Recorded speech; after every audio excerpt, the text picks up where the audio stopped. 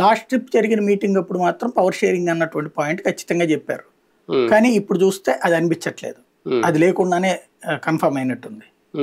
అంటే బేరం బీజేపీ జనసేనతో కలిసా ఈ సీట్లు రేపొద్దున్న పంపకాలు?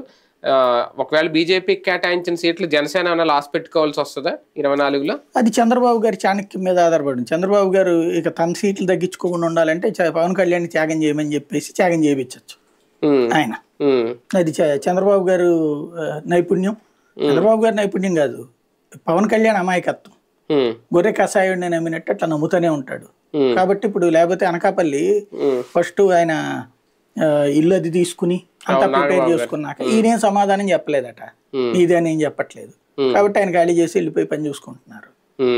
అట్లా మెయిన్ పిల్లర్స్ ఒక నాదెండ్ల మనోహర్ గారు తప్ప మిగిలిన వాళ్ళు ఇంకా కన్ఫర్మ్ కాలేదు. ఆయన కూడా కన్ఫర్మ్ కాలేదు.